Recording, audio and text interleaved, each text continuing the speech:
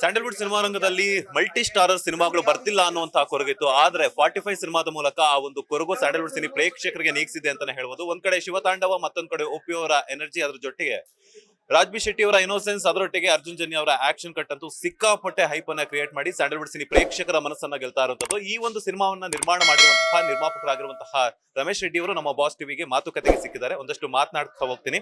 Sir, ಮೊದಲನೇದಾಗಿ congratulation sir. Because ಯಾಕಂತಂದ್ರೆ ಒಬ್ಬ ನಟನನ್ನ ಹಾಕೊಂಡು ಸಿನಿಮಾ ಮಾಡೋದು ಒಬ್ಬ ನಿರ್ಮಾಪಕರು, ಬಟ್ 3 ಜನ ನಟರನ್ನ, ಅಂತಂದ್ರು ಸ್ಟಾರ್ ನಟರನ್ನ ಹಾಕೊಂಡು ಸಿನಿಮಾ ಮಾಡಬೇಕು ಅಂದಾಗ ಸಾಮಾನ್ಯವಾಗಿ ಬಜೆಟ್ ವಿಚಾರದಲ್ಲಿ ಥಿಂಕ್ ಮಾಡ್ತಾರೆ. ಆದ್ರೆ ನೀವು ಅದ್ಯಾವುದೂ ಕೂಡ ಲೆಕ್ಕಿಸದೆ ಮಲ್ಟಿ ಸ್ಟಾರರ್ ಸಿನಿಮಾಗಳು ಸ್ಯಾಂಡಲ್ವುಡ್ ಸಿನಿಮಾ ರಂಗ ಕೊಡಬೇಕು ಅನ್ನುವಂತಹ ವಿಚಾರವನ್ನ ಇಟ್ಕೊಂಡು ಮಾಡಿದ್ರ.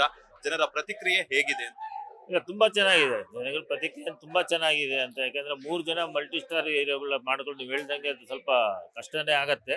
ಬಟ್ ಆ ಕಷ್ಟ ಏನಿದೆಯೋ ಅಂದ್ರೆ ಅದು ಅರ್ಜುನ್ ಜನ ಗೊತ್ತಿರುತ್ತೆ ಅಂತ.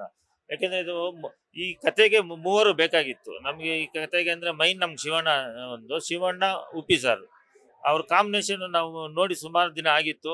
ಈ ಕಂಟೆಂಟ್ಗೆ ಅವ್ರ ಕಥೆನೇ ಮುಖ್ಯ ಇದ್ದಿದ್ದು. ಅದು ಈ ಕಂಟೆಂಟ್ಗೆ ಇವ್ರಿಬ್ಬರು ಜೊತೆ ನಮ್ಗೆ ರಾಜ್ಬಿ ಶೆಟ್ಟಿ ಬೇಕಾಗಿತ್ತು. ಈ 3 ನಮ್ಮ ಕತೆ ಕರೆಕ್ಟಾಗಿ ಇದಾದ್ರು. ಅದೆಲ್ಲ ಈ ಕತೆ ಮಾಡಿದ್ದು ಎಲ್ಲ ಅರ್ಜುನ್ ಸಾರೇ ಅವರೆಲ್ಲ ಇದು ಮಾಡಿ, ಹಣ ಇದು 3 ಜನ ಹಾಕಿದ್ರೆ ತುಂಬ ಚೆನ್ನಾಗಿ ಇರುತ್ತೆ ಅಂತ ಆಯ್ತು ಸರ್ ಅಂತ ಹೇಳಿದ್ಮೇಲೆ ಮತ್ತೆ ನಾನೇ ಶಿವಣ್ಣ ಫ್ಯಾನ್ಸ್ ಫಸ್ಟೇ ಹೇಳಿದ್ದು. ಶಿವಣ್ಣ ಅಂದಮೇಲೆ ನಮ್ಗೆ ಹೇಳ್ಬೇಕಾ ಆಯ್ತು ಅಂತ ಹೇಳ್ಬಿಟ್ಟು, ಮತ್ತೆ ನಮ್ಗೆ ಉಪೇಂದ್ರ ಸರ್ ನಾವು ಹತ್ತಿರದಿಂದ ನೋಡಬೇಕು. ಫಸ್ಟ್ ನಾವು ಚಿಕ್ಕ ವಯಸ್ಸಿಂದ ಏನೋ ಇದೆ ಕನಸುಗಳಿರತ್ತಲ್ಲ, ಅದೆಲ್ಲ ಇದರಲ್ಲಿ ತೀರ್ಸ್ಕೊಂಡಿದೀವಿ ಅಂತಂದಪ್ಪ. ರಿಲೀಸ್ಗೂ ಮೊದಲೇ ಪೇಡ್ ಪ್ರೀಮಿಯರ್ ಶೋಗಳಲ್ಲಿ ಸಾಕಷ್ಟು ರೆಸ್ಪಾನ್ಸ್ ಅನ್ನ ಪಡ್ಕೊಳ್ತಾ ಇರೋದು. ಮೊನ್ನೆ ಮೀಡಿಯಾ ಪ್ರೀಮಿಯರ್ ಶೋ ಮಾಡ್ತಾರೆ, ನೆನ್ನೆ ಎಲ್ಲ ಪೇಡ್ ಪ್ರೀಮಿಯರ್ ಶೋ. ಮಧ್ಯರಾತ್ರಿವರೆಗೂ ಕೂಡ ಅಭಿಮಾನಿಗಳೆಲ್ಲೂ ಕೂಡ ಶಿವತಾಂಡವನ್ನ ಹುಚ್ಚೆದ್ದು ಕುಣಿಸ್ತಾ ಇದ್ರು ಕೂಡ. ಸೊ ಜನರ ರೆಸ್ಪಾನ್ಸ್, ಪೇಡ್ ಪ್ರೀಮಿಯರ್ ಶೋ ನೋಡಿರುವಂತ ಜನರ ರೆಸ್ಪಾನ್ಸ್ ಹೆಂಗಿದೆ ನಿಮ್ಗೆ? ರಿಪೋರ್ಟ್ಸ್ ಇಲ್ಲ, ತುಂಬಾ ಚೆನ್ನಾಗಿತ್ತು. ತುಂಬಾ ಚೆನ್ನಾಗಿತ್ತು. ಜನಗಳ ರೆಸ್ಪಾನ್ಸ್ ಹೆಂಗಿದೆ ಅಂದ್ರೆ, ನಾವು ಹೆಚ್ಚು ಕಮ್ಮಿ 60-65 ಶೋ ಮಾಡಿದ್ವಿ. 65 ಶೋ ಹೌಸ್ಫುಲ್ ಆಗಿತ್ತು. ಜನರದ್ದು ತುಂಬಾ ರೆಸ್ಪಾನ್ಸ್ ತುಂಬಾ ಚೆನ್ನಾಗಿತ್ತು. ಎಲ್ಲರೂ ಹೇಳಿದ್ರು ಒಂದಂತ ತುಂಬಾ ಚೆನ್ನಾಗಿದೆ. ಈ ಗರುಡ ಪುರಾಣ ಹೆಂಗ್ ತಗೊಂಡ್ರಿ ನೀವು, ಎಷ್ಟು ಇದು ಯಾರು ಮುಟ್ಟಲ್ಲ, ನೀವು ಧೈರ್ಯವಾಗಿ ತಗೊಂಡಿದ್ದೀರಾ ಅಂತ. ನಮ್ಮ ಸಮಾಜಕ್ಕೆ ಒಂದು ಸಂದೇಶ ಬೇಕು, ಅದಕ್ಕೆ ನಾವು ತಗೊಂಡಿದ್ದೀವಿ ಅಂತ ನಾವು ಹೇಳಿದ್ವಿ.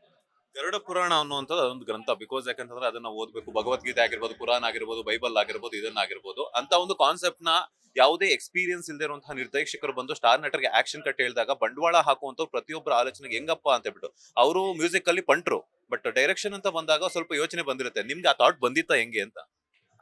ಎಲ್ಲ ಸಹಜ ಅಲ್ಲಪ್ಪ, ಬರೋದು ಸಹಜ ಅವಂತ.